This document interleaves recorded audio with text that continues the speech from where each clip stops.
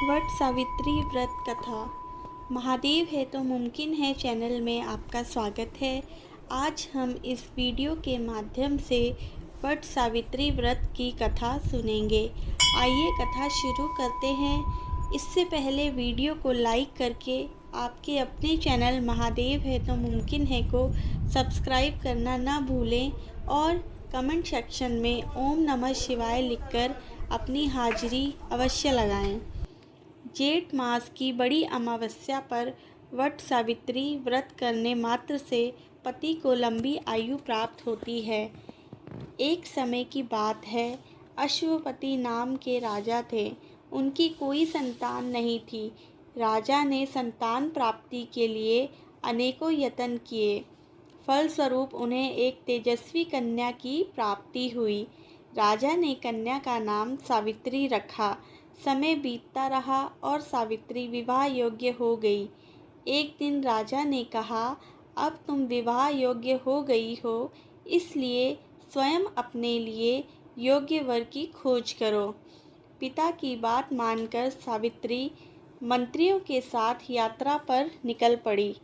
अनेक ऋषियों के आश्रमों, तीर्थ स्थलों और जंगलों में घूमने के बाद वह तपोवन गई। वहाँ साल्व देश के राजा रहते थे। क्योंकि उनका राज्य किसी ने छीन लिया था, उनके साथ उनके पुत्र सत्यवान भी थे।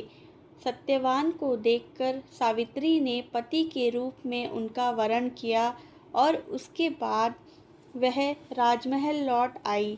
संयोगवश उस समय उसके पिता के साथ देवऋषि नारद भी थे। सावित्री ने उन्हें प्रणाम किया। राजा अश्वपति ने सावित्री से उसकी यात्रा का समाचार पूछा। सावित्री बोली, तपोवन में अपने माता पिता के साथ निवास कर रहे सत्यवान मेरे लिए योग्य हैं। मैंने मन से उन्हें अपना पति चुन लिया है। सावित्री की बात सुनकर देव ऋषि चौंक पड़े और बोले, राजन, सावित्री ने तो बहुत बड़ी भूल कर दी है। यह सुनकर अश्वपति बोले, देवऋषि नारद, सत्यवान में ऐसा कौन सा अवगुण है जो आप ऐसा बोल रहे हैं। इस पर नारद जी ने कहा, राजन, सत्यवान के पिता शत्रु के द्वारा राज्य से वंचित कर दिए गए हैं और अब वे वन में तपस्वी जीवन व्यतीत कर रहे हैं और अपनी दृष्टि भी खो चुके हैं। सबसे बड़ी कमी यह है कि सत्यवान अल्प आयु है। 12 वर्ष की आयु में से अब उसके पास केवल 1 वर्ष की आयु ही शेष रह गई है। यह सुनकर अश्वपति ने सावित्री को समझाया कि वह किसी दूसरे उत्तम गुण वाले पुरुष को अपना पति के रूप में चुने। सावित्री बोली, एक स्त्री अपने जीवन में केवल एक ही पति का वरण करती है। अब चाहे कुछ भी हो, मैं किसी दूसरे को अपना पति स्वीकार नहीं करूँगी। पिता ने विवश होकर सावित्री का विवाह सत्यवान के साथ पूरे विधि विधान से करवा दिया। विवाह के बाद सावित्री वन में अपने पति और सास ससुर के साथ रहने लगी। जैसे जैसे समय बीता जा रहा था, सावित्री के मन का भय बढ़ता जा रहा था। नारद जी के कहे अनुसार जब उसके पति की आयु मात्र 4 दिन शेष रह गई, तब सावित्री ने 3 दिन पहले से व्रत करना शुरू कर दिया। अतः वह दिन भी आ गया जब सत्यवान की मृत्यु निश्चित थी। चौथे दिन सत्यवान लकड़ियाँ लेने वन में जाने लगा तो सावित्री बोली, हे नाथ, मैं भी आपके साथ वन में चलूँगी। सत्यवान के मना करने पर भी वह सास ससुर की आज्ञा लेकर वन में चली गई। वन में जैसे ही सत्यवान ने लकड़ी काटना आरंभ किया तो सत्यवान के सर में असहनीय पीड़ा होने लगी। वह व्याकुल हो गया और वृक्ष के ऊपर से नीचे उतर आया। सावित्री अपना भविष्य समझ गई और उसने अपनी जंघा पर सत्यवान को लेटा लिया। उसी समय उसने दक्षिण दिशा से अत्यंत प्रभावशाली यमराज को आते देखा।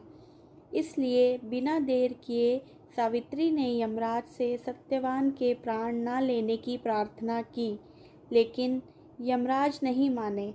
तब सावित्री उनके पीछे पीछे चल दी। पहले तो यमराज ने उसे दैवीय विधान सुनाया, परंतु उसकी निष्ठा, साहस और त्याग से यमराज प्रसन्न हुए और वर मांगने को कहा। सावित्री बोली, मेरे सास ससुर वनवासी तथा अंधे हैं, उन्हें आप दिव्य ज्योति प्रदान करें। यमराज ने कहा, ऐसा ही होगा, अब लौट जाओ। यमराज की बात सुनकर उसने कहा, मुझे अपने पति के पीछे चलने से कोई परेशानी नहीं, पति अनुगमन मेरा कर्तव्य है। यह सुनकर यमराज बहुत प्रसन्न हुए और उन्होंने फिर से वर मांगने को कहा। सावित्री बोली, हमारे सास ससुर का राज्य छिन गया है, उसे वह पुनः प्राप्त कर लें तथा धर्मपरायण हो। यमराज ने ये भी वर देकर लौट जाने के लिए कहा, परंतु उसने पीछा न छोड़ा। अंततः उसके पति प्रेम को देखकर यमराज को सत्यवान का प्राण छोड़ना पड़ा तथा सौभाग्यवती को 100 पुत्र होने का वरदान भी देना पड़ा। सावित्री को यह वरदान देकर धर्मराज अंतर्धान हो गए। इस प्रकार सावित्री उस वट वृक्ष के नीचे आई जहाँ उसके पति का मृत शरीर पड़ा था। ईश्वर की अनुकंपा से उसमें जीवन संचार हुआ तथा सत्यवान उठकर बैठ गए। दोनों हर्ष से राजधानी की ओर गए तथा माता पिता को दिव्य ज्योति वाला पाया। इस प्रकार सत्यवान सावित्री चिरकाल तक सुख भी भोगते रहे। इस व्रत को सिर्फ सुहागन स्त्रियों को ही करना चाहिए। सावित्री व्रत के दिन प्रातः स्नान करके सास ससुर का आशीर्वाद लेना चाहिए। वट वृक्ष के समीप बैठकर पंच देवता और विष्णु भगवान का आवाहन करना चाहिए। 3 कुश और तिल लेकर ब्रह्मा जी और देवी सावित्री का आवाहन करें। इसके बाद जल, अक्षत, सिंदूर, तिल, फूल, माला, नैवेद्य, पान अर्पित करें। एक फल लेकर उसके ऊपर से वट पर जल अर्पित करें। यह फल पति को प्रसाद के रूप में खिलाएं। कच्चा सूत लपेटते हुए 7 या 21 बार वट वृक्ष की परिक्रमा करें। इस व्रत का पारण काले चने से करना चाहिए, क्योंकि काले चने के रूप में ही सावित्री को उसके पति के प्राण यमराज ने लौटाए थे।